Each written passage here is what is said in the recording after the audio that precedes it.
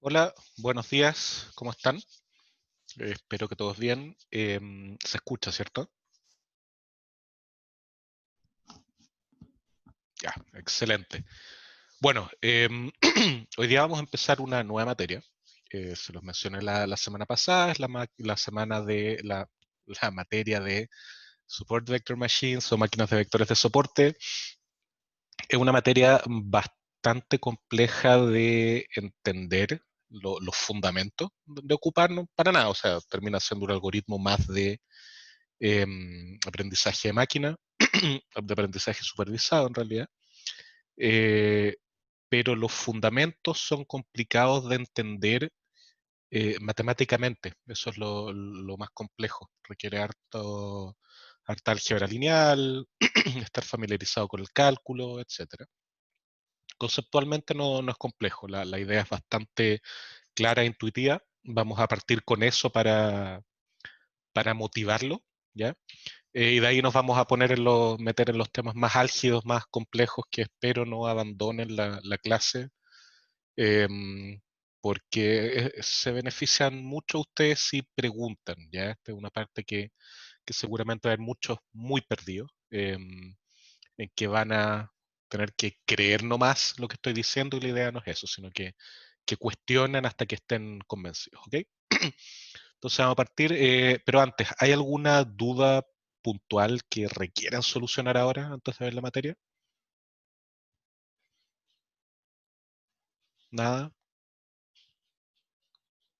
Ya, perfecto. Entonces, tal cual como todas las clases, pueden interrumpirme en cualquier momento, ojalá por micrófono, para poder escuchar y para que sea más fluida la conversación. Y si no, bueno, pueden hacerlo por chat, pero seguramente me va a demorar un poco más en leerlo. ¿Ok? Entonces partamos. Muy en la onda de la pregunta de la tarea slash prueba, em, conversemos un poco sobre sesgos inductivos. ¿Ya? Dame un Profesor, poquitito. una duda bien Sí, por rápida. supuesto, dime. ¿Todo esto se va a evaluar en un examen? Ah, ya, a ver, no, es toda esta, falta una tarea slash interrogación, ¿ya? Ah, ya, perfecto. Que eso está programada para la última semana de clase. O sea, estamos manteniendo el programa inicial en base a fechas de las interrogaciones, ¿ya? Que eran 4. Por lo tanto, esta debiese ser para la última semana de clase. Dependiendo de cómo vayamos con el avance, la puedo soltar antes, cosa de que no se extienda tanto el que la hagan después de que terminen las clases, ¿ya? Pero esto se va a evaluar no en examen, ¿cachai? El examen todavía lo estamos discutiendo con Jorge a ver si efectivamente lo vamos a hacer. Bueno, entonces, estamos conversando, o yo estaba planteando la idea de conversar sobre sesgos inductivos, ¿ya? Entonces, sin spoilear la tarea, ya, dentro de lo posible, los que ya la han empezado, ¿qué sesgos inductivos conocemos? De los algoritmos que conocemos. En particular, hemos conversado explícitamente de dos sesgos inductivos, de dos algoritmos distintos. Entonces, ¿qué me podría decir cuál es el sesgo inductivo en los árboles de decisión? ¿Quién se anima? Recuerden que el sesgo inductivo es esta decisión de diseño, por decirlo de alguna manera, en que se basa el algoritmo para em, definir qué tipo de soluciones va a encontrar, ¿ya? Se sesga hacia eso, ¿ya? El algoritmo cree que las soluciones tienen esa forma, por lo tanto, busca ahí, ¿ya? Matías indica, prefiere generar árboles más cortos, exactamente, ¿ya? Bárbara indica también que es correcto la navaja de Ockham, exacto, ¿ya? Ambos criterios se juntan para generar árboles que son cortos, ¿ya? Son menos profundos, más shallow, que es la palabra en inglés. Y eso, a pesar de que no es garantía de nada, está muy relacionado con el overfitting, ¿ya? Em, Árboles más cortos tienden a tener menos variables, y si yo tengo menos variables para explicar algo, en general tiendo a tener menos overfitting. Perfecto, súper bien. Para la regresión lineal y la regresión logística, ¿qué sesgo inductivo teníamos? ¿Quién se anima? Me imagino que estuviésemos en clase en la universidad, ¿ya? O sea, físicamente en la sala. Más de alguno levantaría la mano, ¿ya? A ver, Víctor indica que los datos se comportan polinomialmente, no exactamente polinomialmente, ¿ya? Ya, y ahí refiere la respuesta en el caso de la lineal como de grado 1, ya, perfecto, perfecto. Entonces, en el caso de la regresión lineal, siempre su hipótesis o su sesgo inductivo es que la solución, la predicción, mejor dicho, es una combinación lineal de las variables de entrada, ¿ya? Sean estas variables de entrada los coeficientes que sean, ¿ya? Por eso Víctor puso ahí lo de polinomial. Si yo ocupo coeficientes polinomiales o valores de entrada polinomiales, igual la regresión lineal hace una combinación lineal de ellos, ¿ya? Que sean polinomios de las features originales es otro tema. Eso está por fuera de la regresión lineal, ¿ya? Entonces, el sesgo inductivo de la regresión lineal y de la regresión logística es que la solución puede construirse como una combinación lineal de los valores de entrada, ¿ya? Y ese es su sesgo inductivo. Ok, entonces vamos bien sin spoilear la tarea. Entonces, la siguiente pregunta: ¿cuáles de estos sesgos de los que conversamos recién, de estos dos, y de cualquier otro que a uno se le pueda ocurrir, ¿ya? Son específicos para un problema de clasificación? O sea, el tener combinaciones lineales para explicar la solución o para formar la solución, y el tener árboles más cortos para hacer la predicción. ¿Algunos de esos dos sesgos inductivos son específicos para un problema de clasificación?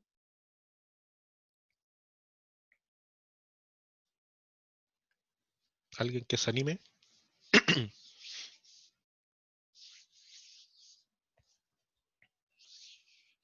¿Nada? Ya voy a dejarla pendiente, ¿ya? ¿Y alguno de estos sesgos apunta a la generalización explícitamente?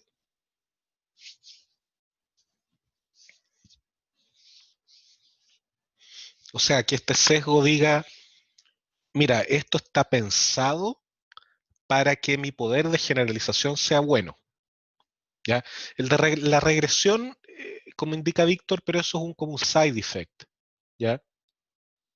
Es porque es natural y simple para nosotros hacer combinaciones lineales para explicar ciertos elementos, ¿ya?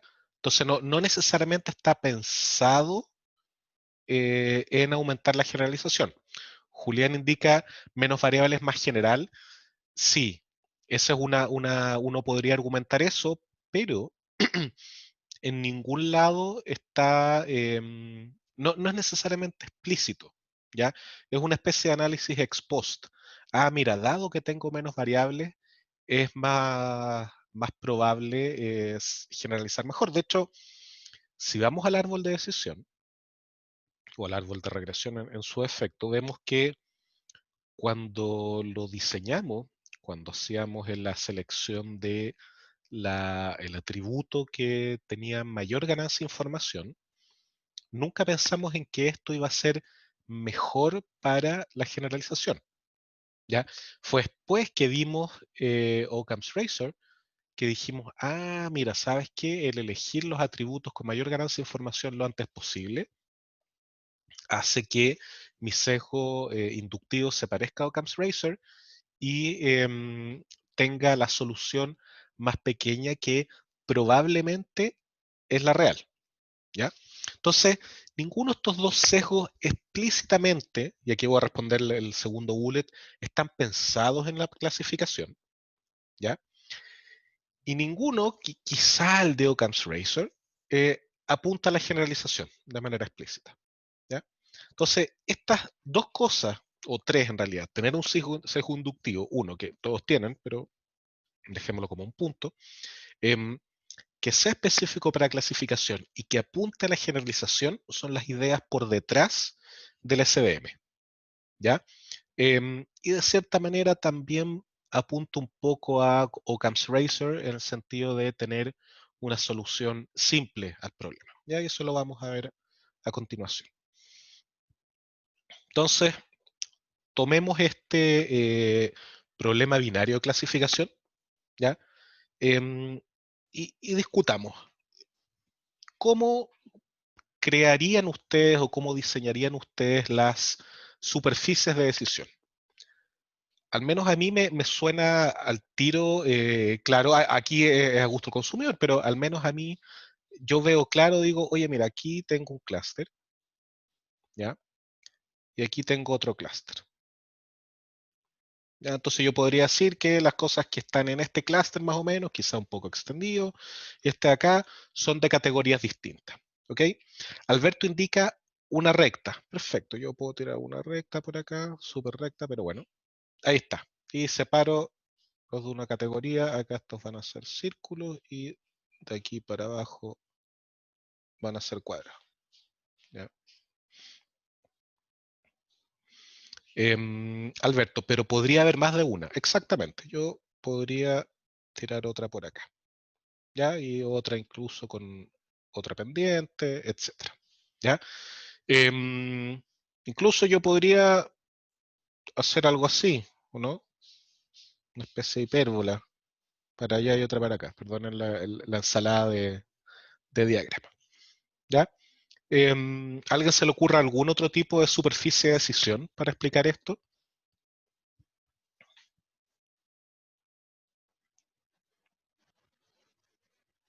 Nada más KNN, ya, perfecto. Es una buena acotación.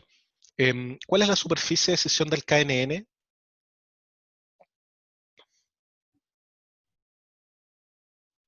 Podemos decir, la superficie de decisión es un bla. Ya son como los mismos ejemplos, pero no tal cual, porque aquí yo estoy cubriendo dependiendo de los vecinos. ¿Ya? ¿Alguien es familiar con los diagramas de Voronoi? ¿Les suenan? Ya, los diagramas de Voronoi son una especie de teselación del espacio. ¿Ya? O sea, yo cubro el plano o el espacio con ciertas figuras. ¿Ya? Entonces el KNN termina siendo eso. ¿Ya? Están centradas en los vecinos que tienen las mismas categorías. Entonces son como una especie de mini clusters que se van uniendo. ¿Ya? El tema es que esa no tiene una expresión analítica. ¿Ya? No puedo dibujarla así de la nada, tal cual como yo puedo decir, mira, esto es una hipérbola, o un par de elipses, o un par de circunferencias, o una línea por aquí, una línea por allá, etc. ¿Ya? Pero claro, ahora, de cierta manera estuve a punto de pisar el palito con respecto a superficie de decisión de KNN y el sesgo inductivo. ¿Ya? Pero no es tan complicado tener. Entonces, volvamos acá a las superficies de decisión. Em, ¿Cuál de todas estas posibles superficies de decisión que dibujé creen ustedes que podría ser la ideal para esto? ¿Ya? Aquí estoy hablando en familias de superficie. ¿Ya? Yo acá veo tres, está el par de hipérbola, el par de elipses y recta. ¿Ya? ¿Cuál creen ustedes que podría ser la mejor de acuerdo a todo lo que hemos visto hasta ahora? Ya que no es poco, fíjense que hemos visto harta materia y hartos conceptos en el curso. Lo que pasa es que ha sido poco tiempo. ¿Ya? Entonces, algunos indican el clúster y otros dicen la recta. ¿Ya? Nadie se queda con la hipérbola. Saquemos la hipérbola entonces. Em, ¿Con qué nos quedamos? ¿Con los clústeres o con las rectas? ¿Quién me podría argumentar por qué uno u otro? Ya hay varios que se están inclinando por la recta. ¿Por qué podría yo preferir una recta por sobre un clúster o una elipse, ¿ya? Y varios indican por qué es más general, ¿ya? Y ya se puede ocupar sobre otros set de datos. Vamos, a pesar de que es un tema interesante, de hecho yo investigo harto sobre ese tema, de cómo un clasificador nos puede ocupar, se puede ocupar para otro conjunto de datos, o un modelo se puede ocupar para otro, no va a ser el foco acá. Ya estamos pensando en la solución a este problema, ¿ya? Y acá me gustaría que pensemos un poquitito en el tercer punto de la diapo anterior, ¿ya? Que es si alguno de estos sesgos inductivos apunta a la generalización, ¿ya? De estos sesgos inductivos que tenemos por acá, ¿ya? Un sesgo inductivo es las soluciones se encuentran, se pueden representar como conjuntos de clusters o conjuntos de esfera, ¿ya? Y otro que la solución se puede representar como una recta, ¿ya? ¿Cuál de los dos, pensando en familias, ¿ya? ¿Cuál de los dos es más general? ¿Ya? Y ahí me quiero agarrar de lo que acaba de indicar Pablo de con el clúster no hay un problema si aparece algún dato fuera del clúster. Exactamente, ¿ya? ¿Qué pasa si por algún motivo tengo un círculo por acá? ¿Ya? Al momento de testear. Chuta, me va a decir, sabes que no conozco eso. No, no digo que sea malo, ¿ya? Va a depender mucho del dominio y el conocimiento que tengamos del problema, ¿ya? Pero no tiene categoría, entonces quizá uno podría pensar, mira, sabes que en realidad yo debía haber hecho una superficie así, ¿ya? Pero ahí te podría haber salido un tipo acá, ¿ya? Y corre lo mismo acá para el otro lado con los cuadrados, ¿ya? Entonces el clúster tiene esos problemas, ¿ya?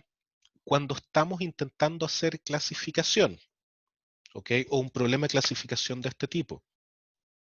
Podría ser que nosotros efectivamente digamos, ¿sabes qué? Los tipos que están acá son los únicos que van a corresponder a esa categoría, ¿ya? Si alguien está fuera por acá, mira, estos son outliers o son otra categoría, ¿ya? Uno podría definir eso, no, no hay ningún problema, ¿ya? Pero no es el caso. ¿Por qué? Porque si se fijan acá, estamos hablando de un problema binario de clasificación, ¿ya? Y como es binario, tendríamos que clasificar solo dos categorías, ¿ya? Matías pone en el chat, mira, ahí aplicaría sesgo y lo podría clasificar al clúster más cercano. Perfecto, te la doy. ¿Qué pasa si tengo un clúster por acá? ¿Ya? Bueno, ahí mato a cualquier sistema, pero podría ser cercano a cualquiera de los dos, ¿ya? Ahora, con esto no quiero tirar para abajo el tema de los clusters, ¿ya? O ocupar esferas o circunferencias para agrupar puntos, ¿ya? Solo estoy diciendo que en este caso, si yo tengo un problema binario de clasificación, ¿ya? En que claramente tenemos por un lado una categoría y por otro lado otra, nuestra superficie de decisión con mayor poder de generalización, pensando en el set de test que no lo hemos visto, no es una circunferencia, ¿ya? Y es como varios habían indicado, perdón, una recta, ¿ya? Ahora, ¿qué plano, hiperplano, recta? ¿Cuál de todas las posibles rectas que yo puedo trazar acá, que algunas de estas están en el diagrama que está en la slide, podría ser la mejor? Y aquí es donde va a salir efectivamente el sesgo inductivo de los SVM, ¿ya? Alberto indica si estamos trabajando con dimensionalidad alta, me imagino que la que tenga los coeficientes de norma más baja. Sí, pero ahí no estamos saltando un poco la parte analítica del SVM, que la vamos a ver a continuación. Y eso yo lo veo más como un efecto de la formulación más que del sesgo inductivo geométrico. Están relacionados, ¿ya? Hasta si me apuráis, yo te digo que son lo mismo. Vamos a ver, espero que lleguemos todos a esa conclusión al final de esta clase o al principio de la otra, dependiendo la hora. ¿Ya? Pero me gustaría que lo viéramos de manera geométrica acá, ¿ya? Julián dice, todas son válidas hasta que un dato diga lo contrario. Perfecto, súper buen punto. El tema es que no vamos a saber ese dato hasta que testemos. Cuando testeamos el modelo ya está construido, no hay vuelta atrás, ¿ya? Por lo tanto, y este es el sino del aprendizaje estadístico, ¿ya? Tú tienes que arreglártela con el set de entrenamiento, ¿ya? Por lo tanto, tus soluciones de generalización, tus criterios de generalización, tienen que estar basados con lo que tú veas en el entrenamiento. Ya no puedes ser reactivo, hay que ser proactivo en este caso, ¿ya? Matías indica óptimo en términos de distancia. ¿Distancia con qué? Yo creo que tienes la noción correcta, lo vamos a ir destilando y profundizando, ¿ya? Lucas indica aquella que una dos datos y que deje a todos los datos de un lado, ¿ya? Sí, de partida necesitamos, ojalá, va a depender del problema, una que separe perfectamente los datos de uno y otro lado, ¿ya? Entonces, si yo trazo esta, no va a ser una buena para este set de entrenamiento en particular. Ya ningún algoritmo que se precie respondería a esa línea. ¿Ok? Juan indica la más cercana al punto medio de los dos lados. Perfecto, ahí nos estamos acercando a algo que se relaciona con generalización. ¿Ya? Si yo estoy en el punto medio de los dos lados, sea lo que sea como lo defina, que vamos a tener ese detallito a continuación, yo de cierta manera estoy diciendo, mira, no me caso ni con un lado ni con otro, ¿ya? Pero estoy pensando que con eso lo separo lo más posible y me estoy cubriendo para casos que sean más complicados, ¿ya? Mauro indica otro comentario interesante, la que genere más espacio entre ambas clases, ¿ya? ¿Por qué? Porque si yo genero el mayor espacio entre ambas clases, tengo un gap entre medio que me puede servir, ¿ya? Para los casos más difíciles, ¿ya? Algo que me gustaría que tengan la noción. Si tengo un tipo por acá, y estoy haciendo clasificación lineal, ¿ya? Para acá tengo la clase círculo, le voy a poner clase positiva, ¿ya? Para acá tengo la clase, perdón, por arriba, sí, bien digo círculo, y abajo tengo los cuadrados y eso es la clase negativa, ¿ya? Mientras un tipo más acá esté, ¿ustedes creen que es un ejemplo más fácil o más difícil de clasificar? Más fácil, ¿cierto? ¿Ya? Y mientras más cerca estoy de la otra categoría o de mi eventual superficie de decisión, yo puedo decir que es un ejemplo más difícil, ¿ya? Ya, ahí se pone amarillo. Excelente acotación, ¿ya? Em, entonces, ahí yo tengo el problema, ¿ya? De que mientras más cerca estoy de la otra clase, más difícil estoy, ¿ya? Em, y de cierta manera, como clasificar este tipo es muy fácil, quizá en realidad yo no me debiese preocupar, ¿cierto? Porque si yo clasifico los tipos difíciles bien, pongamos un tipo ahí y otro tipo por acá. Si yo clasifico los tipos difíciles bien, como que automáticamente clasifico bien a los fáciles, ¿o no? ¿Ya? ¿Es correcto pensar eso? ¿Ya? Ahí Andrés hace una buena acotación en la que tenga la misma distancia a su dato más cercano de ambas clases. ¿Ya? Súper, y ahí yo te lo voy a levemente corregir a los datos más cercanos. ¿Ya? Y José Pablo tira la pregunta clave. ¿Ya? ¿Cómo sé cuál es difícil o fácil? Todavía no tienes idea. Ya acá nosotros no aprovechamos que somos humanos y estamos viendo lo que era un diagrama claro hace un rato. Y sabemos más o menos, oye, mira, la división de las categorías está por acá, por lo tanto los que están más lejos de la división son más fáciles, ¿ya? Pero va a depender de la recta, ¿ya? y en el proceso de optimización de los SVM, cuáles son ejemplos fáciles y difíciles, va a ir cambiando dependiendo de dónde está ubicada la recta. Pero cuando converja, y vamos a ver debido a las cualidades del problema, vamos a llegar a la que efectivamente te define óptimamente los que son los ejemplos difíciles, los que son ejemplos fáciles. ¿Ok? Pero lo vamos a ver a continuación. ¿Ok? Gracias por las respuestas, veo que hay harta, y veo que la gran mayoría está apuntando en la dirección correcta. Lamentablemente no voy a ir leyéndolas todas. Pero después de toda la discusión tenemos más o menos la idea de que lo que estamos buscando es aquella recta, ¿ya? Que se centre en los ejemplos difíciles y los separe lo más posible, ¿ya? Porque si yo tomo el punto medio entre ambas categorías, dado que me voy a basar en el centroide, yo podría tener muchos ejemplos de una categoría, ¿ya? Y con eso voy a sesgar la recta a que esté más cercana a esta parte de acá. Y eso en realidad no necesariamente me va a separar bien de la mejor manera o de la mayor manera en este caso, los ejemplos difíciles. ¿Ok? Entonces, lo que vamos a estar buscando, ¿ya? Es de toda esta familia de líneas rectas o de planos o de hiperplanos, cuando hablamos de problemas multidimensionales, ¿ya?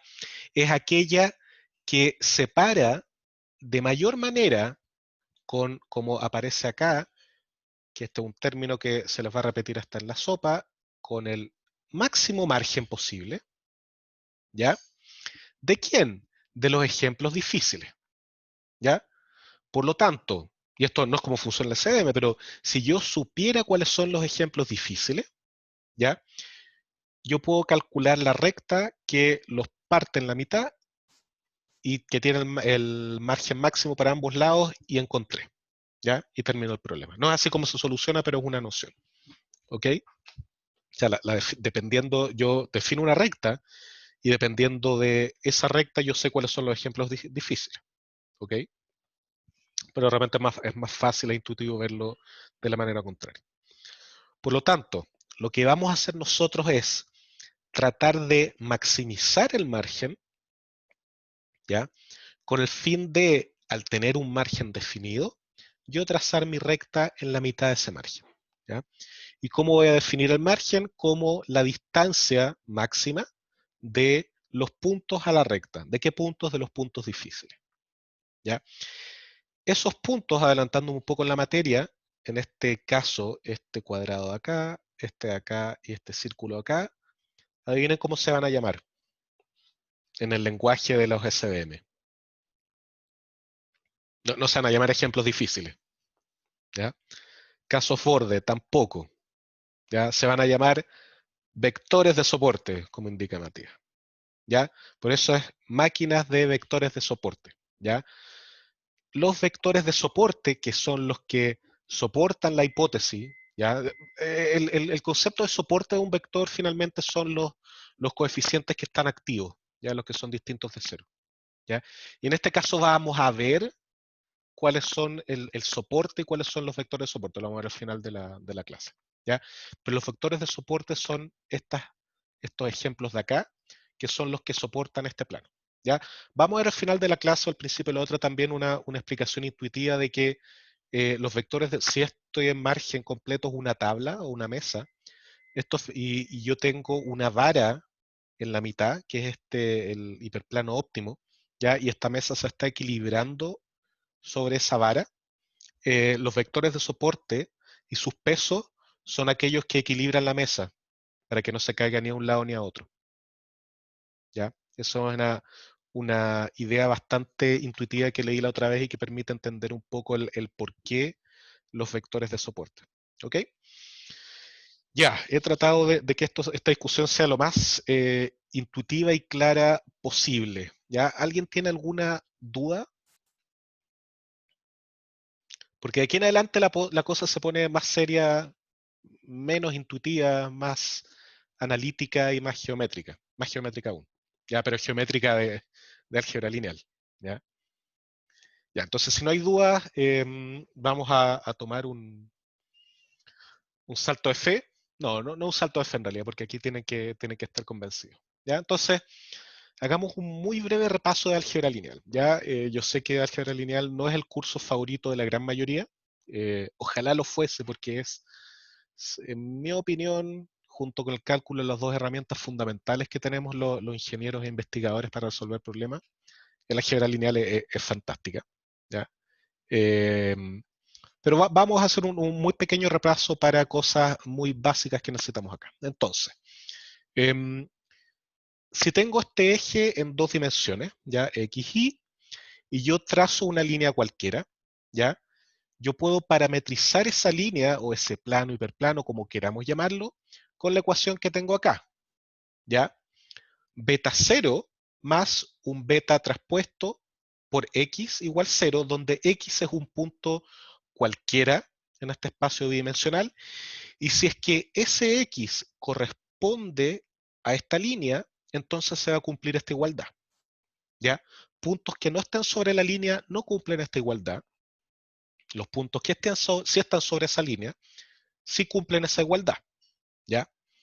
Entonces, si analizamos bueno, acá el beta traspuesto, uno también puede verlo como esta expresión como beta.x, el producto. A mí me gusta verlo más como beta.x, ¿ya? Pero da lo mismo. Entonces, si es que, ¿cómo interpretar qué es beta 0 y cómo es beta traspuesto? ¿Ya? Si es que yo muevo mi recta, no, mejor dicho, si yo pongo x en 0, ¿ya? Significa que esto se va a 0, ¿ya? Y solo me queda beta 0, ¿ya? Por lo tanto, si yo pongo x en 0, ¿ya? Beta 0 me indica el intercepto, ¿ya? Con el eje y, ¿ya? El intercepto que vieron en álgebra lineal en otros cursos, ¿ya? Ahora, ¿qué es lo que representa beta? ¿Alguien se la juega? ¿Alguien tiene una noción sobre qué es lo que representa beta en esta ecuación? ¿Ya? Alberto indica pendiente, Víctor la normal, Francisco, Julián y Juan indican pendiente. Ya, ganó Víctor, porque es la normal. ¿Ya? Eh, ¿Cómo podemos verlo? A ver, imagínense que trasladamos esta recta al origen, ¿ya? Por lo tanto, beta 0 inmediatamente es 0, porque el intercepto está en el 0, ¿ya? Por lo tanto, ¿qué nos queda? Nos queda que los puntos, ¿ya? O sea que para todos los puntos que están en la recta, ¿ya? Tiene que ser 0 para todos, ¿ya? Si yo lo multiplico por este vector, ¿ya? Entonces, acuérdense que el producto punto. ¿Cuándo el producto punto entre dos vectores es 0?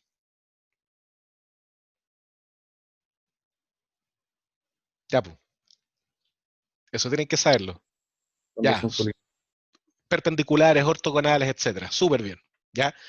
Y por lo tanto, si yo sé que para todo punto de mi recta, ¿ya? Cualquier punto de x de mi recta, el producto punto con este vector beta es 0, eso significa que el vector beta es ortogonal o perpendicular con mi recta. Por lo tanto, mi vector beta define mi normal a la recta. ¿Ya? Matías pregunta si aquí hay un vector. Sí, aquí estoy haciendo un abuso de notación enorme. En este caso no es un vector, porque estoy en dos dimensiones, ¿ya? Pero si esto lo generalizamos a n dimensiones, sí es un vector. ¿Ya? Entonces aquí es un abuso de notación, porque estoy analizando visualmente el caso 2D, ¿ya?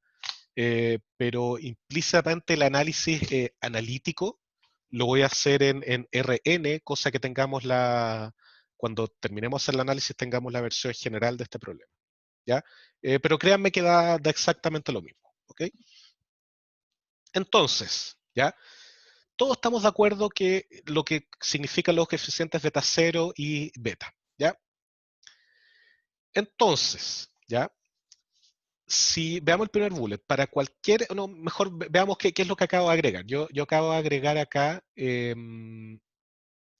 un vector, este de acá, ¿ya? Que es un vector que sale desde x0, que es x0 es un punto en mi línea, ¿ya? Y se dirige hasta un punto x, que es un punto cualquiera en el plano, ¿ya? No recuerden que acá hablamos de que x era un punto en la línea, acá estoy diciendo que x es un punto cualquiera en el plano, ¿ok? Y yo defino esta recta acá que va desde x0, un punto en mi línea, hasta x, ¿ya?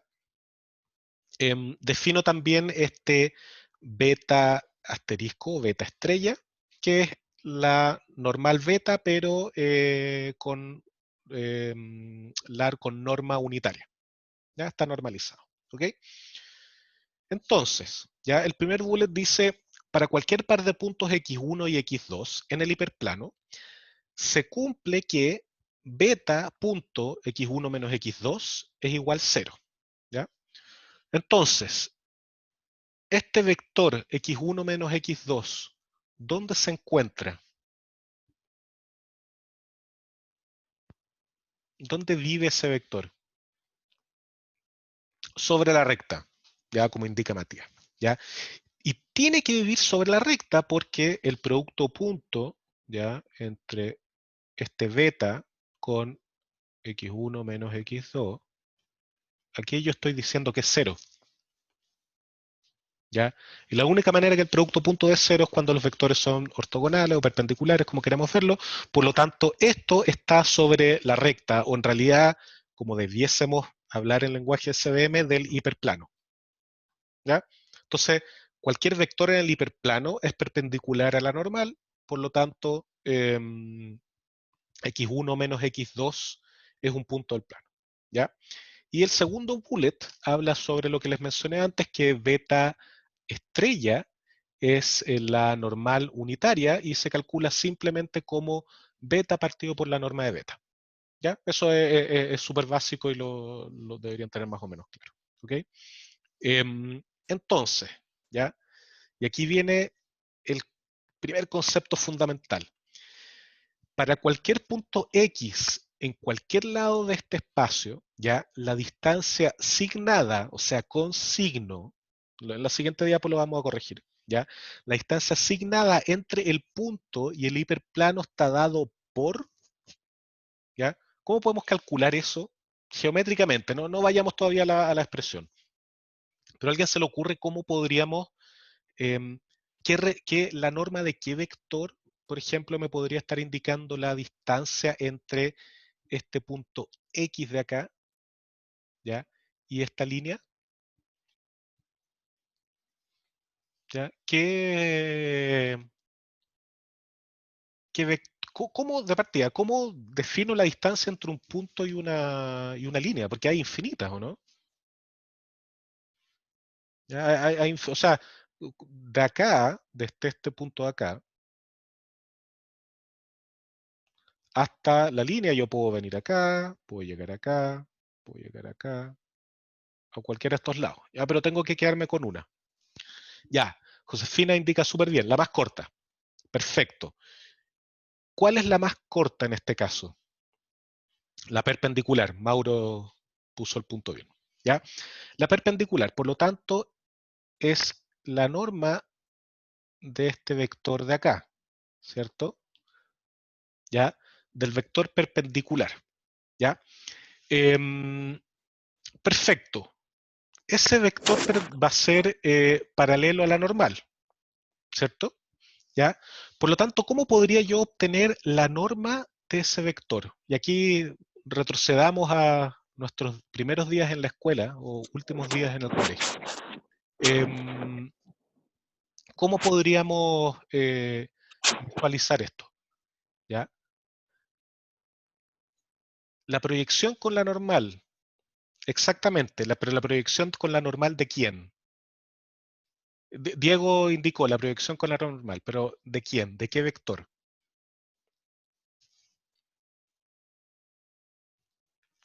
del vector X, ¿ya? Pero ojo, ojo, que aquí voy a borrar un poco las cosas que hemos dibujado, ¿ya? El vector X parte de acá hasta acá, ¿ya? Acuérdense, X es un punto en el plano, ¿ya? Eso ahí, Matías, perfecto. X menos X0. Y X0 es este vector que va hasta acá, ¿ya?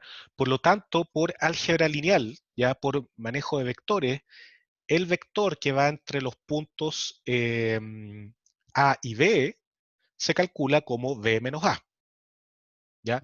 Por lo tanto, el vector que va entre X0 y X, este de acá, es X menos X0, ¿cierto? ¿Ya? Eso viene de álgebra lineal. Por lo tanto, la proyección de este con la normal, ¿ya?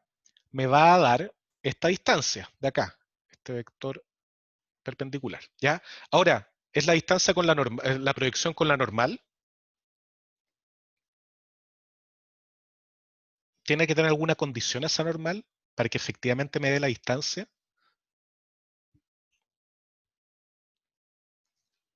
Julián indica lo correcto. Unitaria. Tiene que ser la normal unitaria, porque si no es la normal unitaria, de hecho este concepto de la normal unitaria o no unitaria va a salir más adelante, este vector, factorizando por mi dibujo horrible, es un vector normal a la recta, y este también.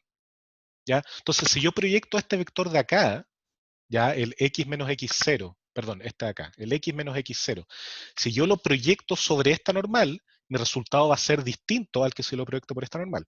Pero acá en el segundo bullet, definimos que el vector beta estrella era la normal unitaria, ¿ya? Por lo tanto, si yo hago beta estrella punto x menos x0, aquí lo voy a poner con notación vectorial, yo obtengo ahí la distancia signada entre este punto y este punto, ¿ya? Que es justamente lo que acá mágicamente acaba de aparecer en la parte de abajo de la slide, ¿ya? Al tiro voy a ir al segundo lado, a la derecha, la igualdad, que a más de alguno puede haberlo confundido, ¿ya? ¿Estamos claros entonces con esta expresión de acá? ¿Ya? Que la proyección, esto me va a dar este valor.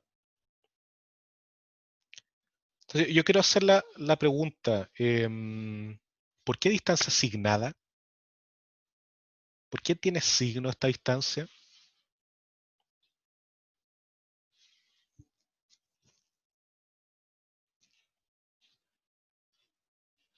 Ya Alberto indica porque se podría tomar el negativo. Perfecto. ¿Y de dónde sale el negativo, por ejemplo? Que yo también tengo un vector normal a la recta acá. ¿Ya? Entonces, analíticamente nada de esto hubiera cambiado, ¿ya? Si yo hubiera tirado el vector unitario para el otro lado, ¿ok?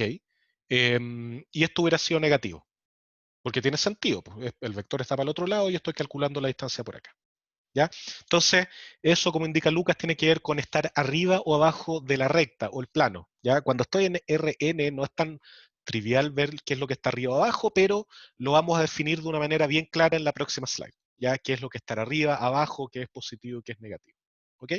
Ya, perfecto. Entonces, sobre este término de acá, ¿ya? Fíjense que lo que yo hago es transformar beta estrella en beta partido por norma de beta. Por lo tanto, me queda 1 partido por norma de beta por beta traspuesto X. Y después me sale este beta 0 acá, ¿ya? Yo estoy diciendo entonces que beta 0 va a ser igual a beta traspuesto con X0, ¿cierto? ¿De dónde sale esta igualdad?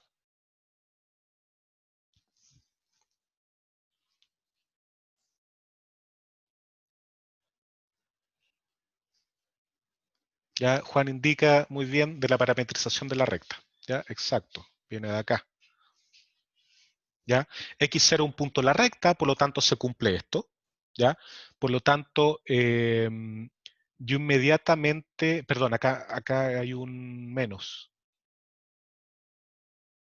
que me había faltado un menos, porque es beta estrella por menos X0, ¿ya? Es igual a beta 0, ya me había faltado ese menos. Y sale de acá, porque si esto es verdad, esto es serio, yo quedo con beta 0 es igual a menos beta traspuesto X, donde X es un punto cualquiera en la recta. Dado que X0 es un punto en la recta, se cumple esto. Por lo tanto, esta expresión de acá sí es válida, ¿ya? Y nos vamos a quedar con eso, ¿ya? O sea, la distancia asignada de un punto a una recta es 1 partido por la norma del vector normal, ¿ya? Sea cual sea el vector normal que yo he elegido, por el producto entre beta traspuesto X y beta 0.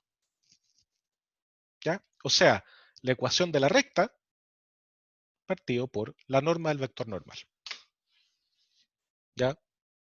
Hasta eso llegamos, una expresión bastante sucinta y elegante, ¿ya? Y que nos va a servir mucho. ¿Ok?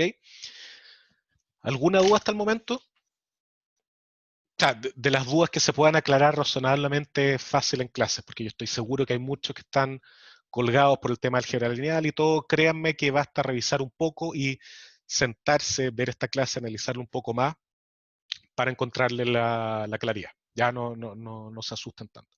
Entonces, Felipe me pide si puedo repetirlo el beta 0, por supuesto. Fíjate acá que en esta parametrización que estoy indicando, ya está acá, tengo que para cualquier punto en la recta beta 0 más beta traspuesto X igual a 0. ¿Ya? Dado que yo sé que X0 es un punto en la recta, ¿ya? Yo puedo generar esta expresión de acá, en base a esto. ¿Ya? Sustituyo X por X0, ¿ya? Paso esto a la derecha y me queda que beta 0 es igual a menos beta traspuesto X0, ¿ya? Entonces, eso yo lo saco de acá, en que yo había expandido el beta estrella, lo había transformado en beta partido por norma beta, y acá me quedaba beta traspuesto por menos beta 0, ¿ya? Por lo tanto obtengo esto acá, ¿ok? Pablo pregunta, ¿beta es perpendicular a beta traspuesto? Sí. Sí, uno al transponer genera un vector perpendicular, pero en este caso es netamente por el tema del producto punto. O sea,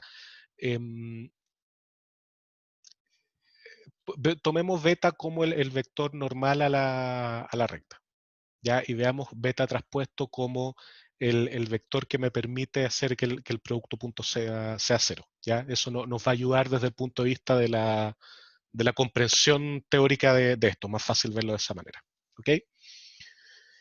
Ya, avancemos. Entonces, ¿ya? Si yo quiero definir la distancia, ¿ya? No signada, o sea, la distancia tradicional de un punto del hiperplano, ¿ya? A la recta, o sea, de un punto que no está en el hiperplano al hiperplano, ¿ya? ¿Cómo lo puedo definir? Ah, y además algo importante, asumamos que ahora yo tengo dos categorías, ¿ya? Una categoría verde o una roja que le vamos a llamar categoría positiva y categoría negativa, donde la etiqueta de los positivos es 1, de los que están arriba de la recta, y la etiqueta de los negativos es -1, los que están abajo de la recta, ¿ya? Entonces, en vista de eso, ¿cómo puedo yo calcular, bueno, y cada punto tiene una etiqueta, ¿cómo puedo yo calcular la distancia asignada ahora de un punto a la recta?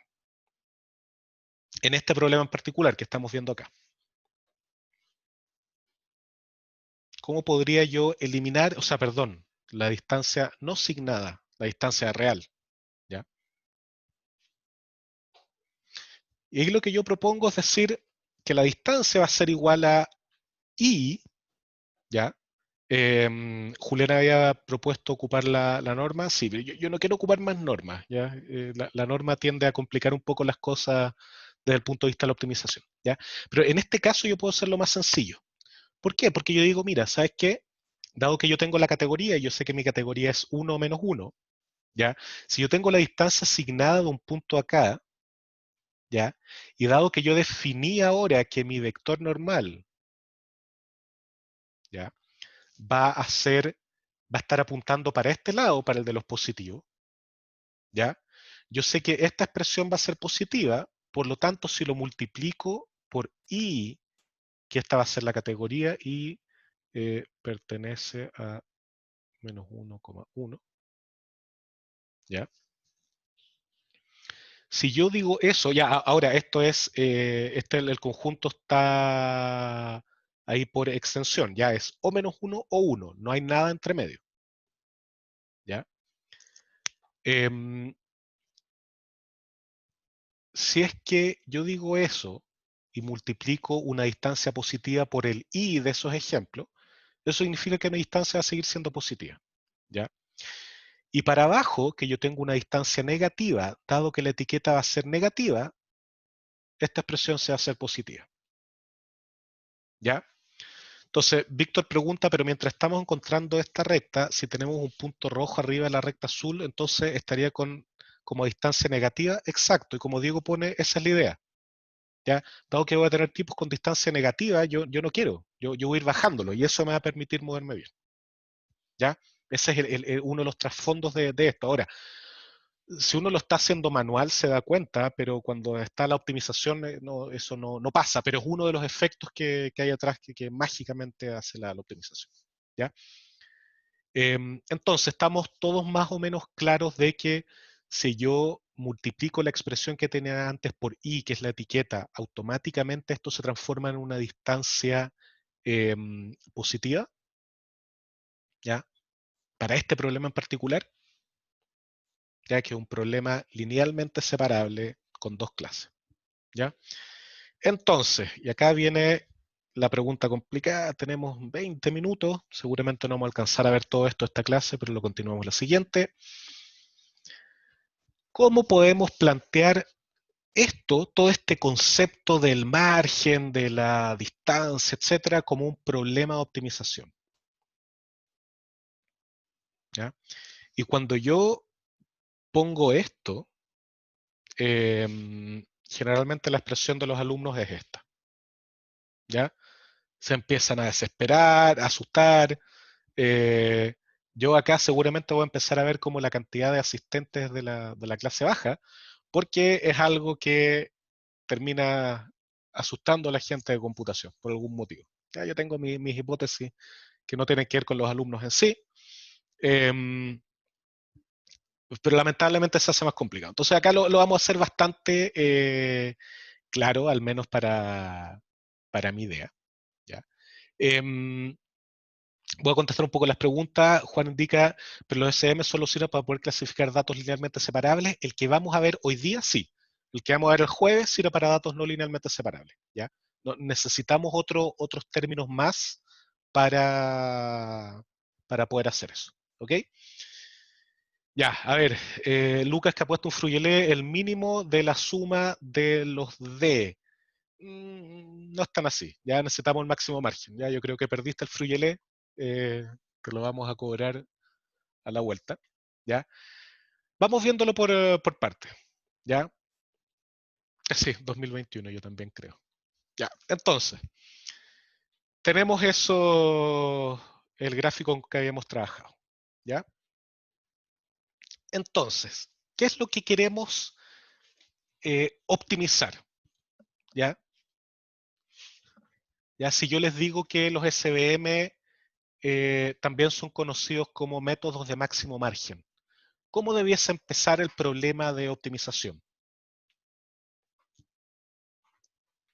¿Ya? La función objetivo, no las restricciones. Max de m, ¿cierto?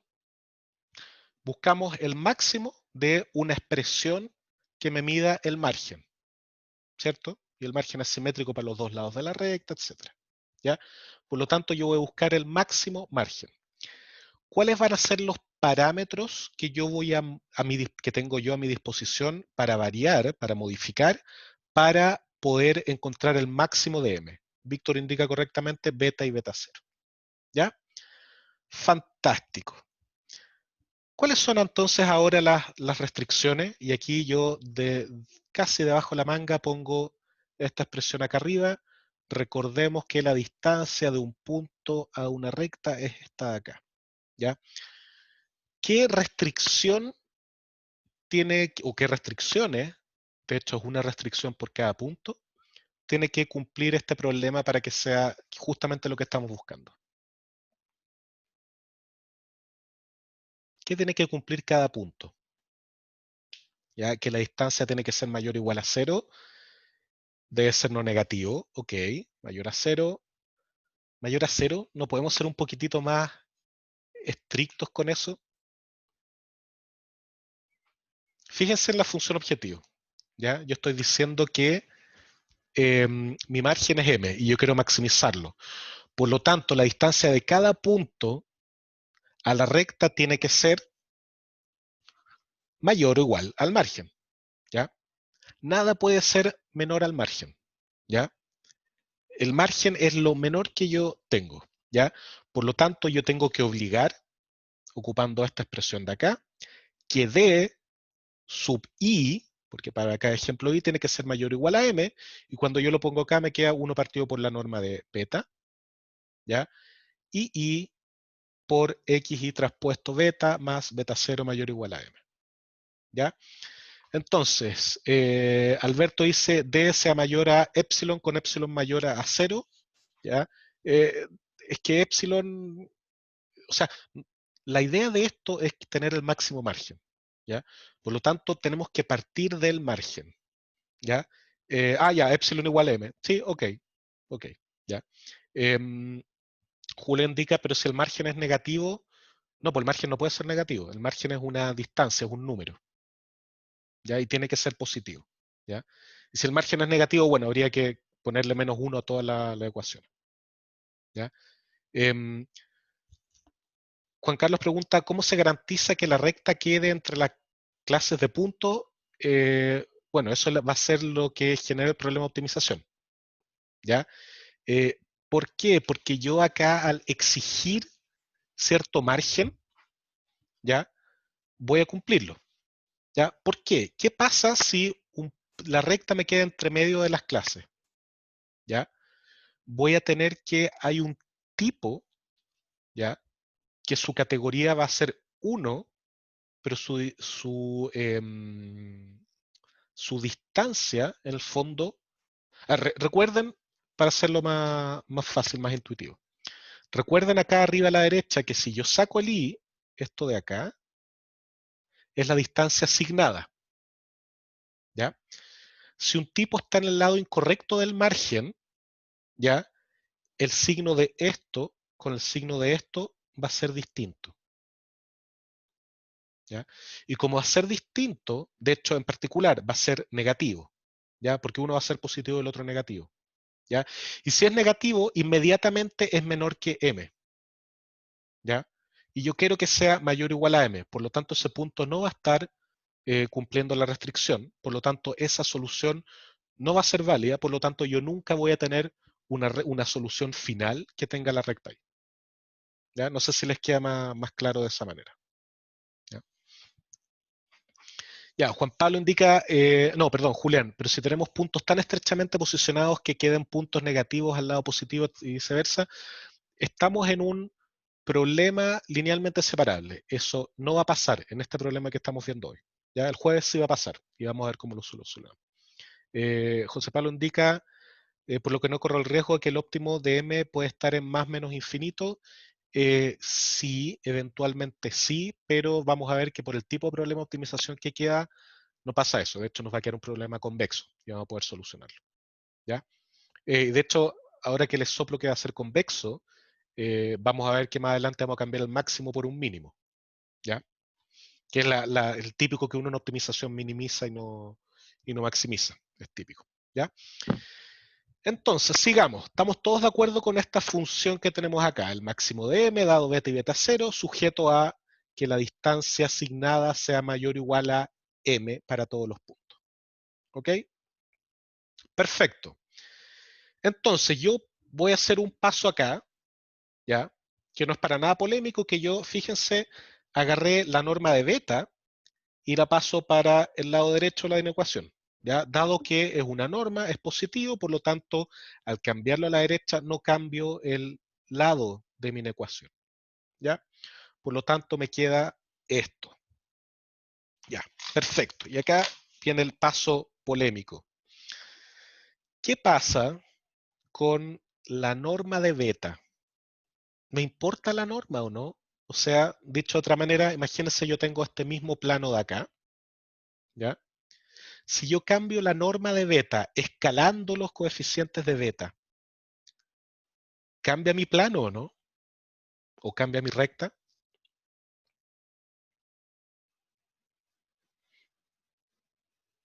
No cambia, ¿cierto? Como indica Lucas. O sea, lo único que estoy haciendo es, mira, yo antes mi vector normal era este y ahora mi vector normal va a ser este. El plano no cambia, ¿ya? Por lo tanto, y acá no tomen esto como un truco sucio, sino basado en justo que estoy diciendo acá, ¿ya? Si si no me importa la norma de mi vector beta, ¿ya?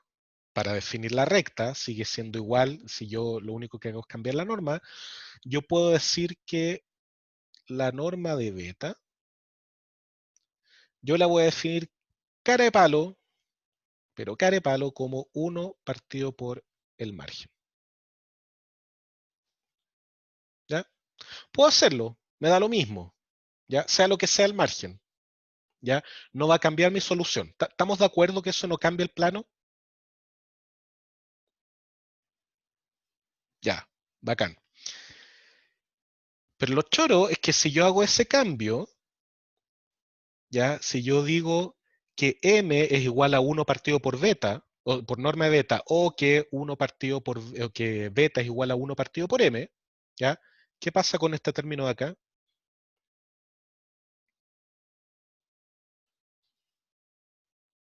Se va a 1, ¿cierto? Y este término de acá queda 1 partido por la norma de beta, ¿ya? Que es justamente lo que tengo acá, ¿ya? De hecho, voy a saltar un poco eso, ¿ya? Esto puede ser medio polémico, ¿ya? Siempre me lo reclaman cuando lo paso. ¿Alguien no está satisfecho con esa explicación? ¿A alguien le pareció muy chanta? ¿Ya? Lo único que hice fue hacer lo siguiente, dado que la norma de beta no me define ¿cómo se llama esto? El tipo de la dirección del vector, del plano, ¿ya? Yo tengo este plano y yo puedo dibujar esta recta acá, ese va a ser en realidad beta traspuesto, ¿ya? Si yo tengo eso o tengo esto acá, ¿ya? Te lo voy a llamar beta gorro traspuesto, ¿ya? Eso me da lo mismo, ¿cierto? Sigue siendo el mismo plano. Lo único que cambié es la norma del vector normal, ¿ya? ¿Ya? Entonces yo, care palo, puedo decir que la norma de beta va a ser igual a 3, por ejemplo. ¿Ya? Y todo mi problema va a funcionar en base a eso. ¿Ya? Pero yo acá, para simplificarme, voy a decir que en vez de que sea igual a 3, va a ser igual a 1 partido por la norma de m. ¿Ya? Sigue siendo el mismo plano. ¿Ya? Sigue separando igual de bien. Pero la gracia es que si hago esto, este término de acá se me va a 1. ¿Ya? Y a esto me queda 1 partido por la norma de beta. ¿Ya? Es netamente eso. Ahora, si recuerdan y vamos hacia atrás, ¿ya? Esto que yo tengo acá me está diciendo que la distancia es proporcional a 1 partido por beta, por la norma de beta, ¿ya? Entonces, no es tan loco decir que el margen es 1 partido por la norma de beta, ¿ya? Tiene cierta noción. Entonces, yo haciendo ese cambio, ¿ya? De que esto es igual a 1 partido por la norma de beta, esto de acá se me va a 1, ¿ya? Y esto me queda como 1 partido por norma de beta, ¿ya? Pero el máximo de 1 partido por la norma de beta, perdónenlo corrido, voy a escribir recto ahora, eso es igual a el mínimo de la norma de beta, ¿cierto? ¿Ya? El valor con que encuentre el máximo acá va a ser el mismo con que yo encuentro el mínimo acá, ¿ya? Em, Julián indica, pero aún habría que dividir beta 0 por norma de beta, ¿no? No, es que eso viene de antes, viene de acá. Fíjate que acá la norma de beta está multiplicando toda esta expresión. Por lo tanto, cuando esto lo paso a la derecha, ¿ya? Esto está factorizando. Por lo tanto, no tengo que multiplicar el beta 0 por la norma de beta. Ya está multiplicado desde antes. ¿Ok? Entonces, si tomamos esto acá y lo pongo en, perdón, acá abajo, quedo con el siguiente problema. ¿Ya? Fíjense, abajo esto es mayor o igual a 1, lo que había quedado antes. Acá cambié el máximo por el mínimo. Y para facilitarme y no tener que trabajar con raíz, porque acuérdense que la norma es la raíz de los elementos, de la suma de los elementos, me quedo bien, de la sumatoria x al cuadrado. ¿Ya?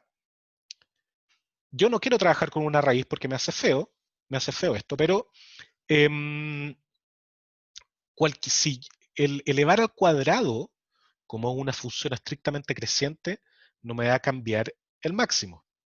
¿Ya? Por lo tanto, yo elevo la norma al cuadrado y con eso mato la raíz.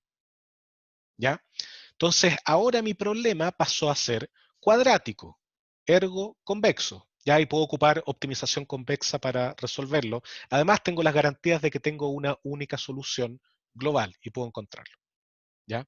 Entonces, nuestro problema se transformó en un problema de optimización cuadrático con restricciones lineales. ¿Ya? Que es sumamente sencillo de solucionar. ¿Ya? Ya, dudas hasta ahora. O sea, yo sé que hay muchas, pero me gustaría que las aclaremos, porque lo que viene a continuación es la resolución del problema, que no lo vamos a ver hoy día, ya, lo vamos a ver en la próxima clase, no vamos a alcanzar hoy día, creo que quedamos bien con esto para que no explote tanto la cabeza, porque estoy seguro que lo que viene después va a hacer explotar más la cabeza, porque tiene que ver con optimización, Karush-Kuhn-Tucker, etc. ¿Ya?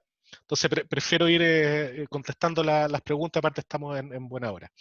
Em, Francisco pregunta, ¿de dónde salió un medio? ¿Ya? Súper buena pregunta. Esto es un truco que yo al principio lo encontraba ordinario, pero finalmente lo encuentro elegante después de muchos años de verlo. Es que esencialmente, si yo derivo esto, ¿ya? Si yo derivo esto de acá, el 2 sale para adelante, ¿ya? Y acá quedo con beta, ¿ya? Por lo tanto, esto se va. Entonces, es el fondo para ahorrarme el un medio. ¿Ya? No, no, o sea, es el fondo para ahorrarme el 2 adelante, nada más que eso. Y aparte que estoy multiplicando una función por una escalar, el óptimo no cambia. Ya es netamente por eso. Es una cosa que siempre se hace en optimización para que quede más bonito, un clásico más que nada. ¿Ya? Matías pregunta, ¿esa notación corre para cualquier número de dimensiones? Sí, esa es la gran gracia, ya dado que hicimos todo en notación vectorial, en ningún momento, salvo para estos diagramas, ya asumimos 2 dimensiones. De hecho, eso es lo lindo de esto, como que vimos las intuiciones bidimensionalmente, pero al ocupar siempre notación vectorial, lo hicimos general para cualquier tipo de dimensiones. ¿Ya? Este problema de acá es el problema para el SVM binario, ¿ya? En n dimensiones, la cantidad de dimensiones que queramos. ¿Ok? Siempre que estemos resolviendo un problema de clasificación linealmente separable. ¿Ok? Más dudas. O dudas, en realidad.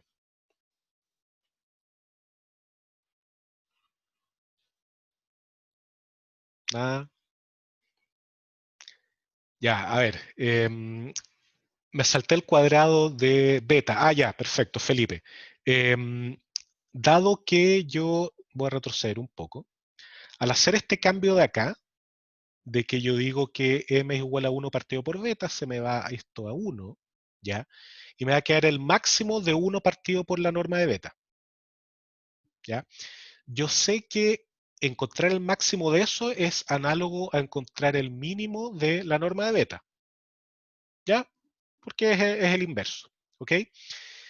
Dado que la norma de beta, ya, voy a poner la norma de beta es igual a la raíz cuadrada de la suma de los beta, le voy a poner beta i al cuadrado, de los coeficientes del vector beta, ¿ya? Resulta que al hacer esto, en mi optimización, me queda un término bastante feo con esta raíz cuadrada que cuando lo derivo eventualmente me va a quedar algo horrible. Entonces yo me aprovecho que la función cuadrática es una función estrictamente creciente y al hacerlo, a pesar de que me va a cambiar el valor del mínimo o el máximo, no me va a cambiar los valores que los generan. ¿Ya? O sea, si yo hiciera el argmin, que en estricto rigor acá debiésemos estar ocupando el argmin, no el min, lo voy a corregir para el próximo semestre, el argmin no te cambia, ¿ya? Porque te va a cambiar el valor mínimo, lógico, porque ahora lo estoy elevando al cuadrado, pero los coeficientes que los generan no, ¿ya? Entonces yo pongo esto, ¿ya? Para que yo pueda eliminar esta raíz cuadrada y cuando derive me queden solo estos coeficientes, ya los coeficientes al cuadrado de beta, ¿ya? Esto lo voy a poner acá. O mejor dicho, beta traspuesto por beta, ¿ya? Y no me va a cambiar la solución, ¿ya? Y el 1 medio sale por como yo pongo el 2, al derivar sale eso. Lucas pregunta qué es el argmin. El argmin es una variación de encontrar la minimización, que en el fondo yo minimizo el problema, pero que voy a retornar. Imagínense esto fuera una función en Python, ¿ya? El min me entrega el valor de la minimización. El argmin me entrega los coeficientes beta y beta 0 que generan el valor mínimo, ¿ya? Esa es la diferencia. ¿Okay? Entonces nosotros en este problema en realidad estamos interesados en encontrar los argumentos, por eso el arg, para obtener los valores mínimos. El valor mínimo máximo me da lo mismo, esto yo lo puedo multiplicar por una C gigantesca, me va a cambiar el mínimo, pero el argmin no me va a cambiar. Ya me da absolutamente lo mismo. ¿Más dudas?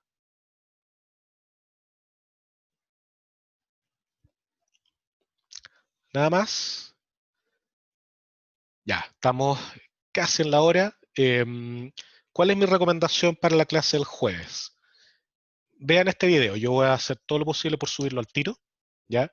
No voy a demorar tanto, voy a poner el link a pesar de que primero YouTube me lo ponga con resolución mala por el procesamiento, y véanlo, ¿ya? Revisen la clase, hagan una revisión de álgebra lineal eventualmente, convénzanse de que todo lo que dije es verdad, ¿ya? No porque tengan que creerme, sino porque lo saqué un libro por último, ¿ya? Y hay que creerle al tipo que escribió el libro, ¿ya? Pero convéncese que todo lo que estoy haciendo tiene algún tipo de sentido, ¿ya? Que no saqué cartitas de bajo la manga, etcétera, ¿ok? Cosa de que cuando lleguemos el jueves ya tengan esto claro, ¿ya? El jueves va a ser seguramente otra explosión cerebral, porque vamos a ver temas de optimización, vamos a ver features en infinitas dimensiones, cosas por el estilo, ¿ya? Por lo tanto, es necesario que no se acumule la explosión cerebral de esta clase con la de la otra, ¿ya?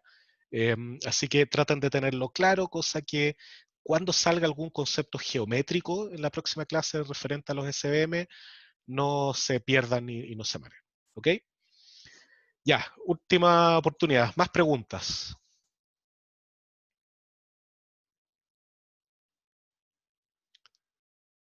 ¿Nada más? Ya, bueno, dejamos hasta ahí la clase. Les agradezco la atención. Espero que haya resultado entretenida la clase. Muchas gracias por la asistencia y bueno, cuídense y nos vemos el jueves. Que estén muy bien. Chao, chao.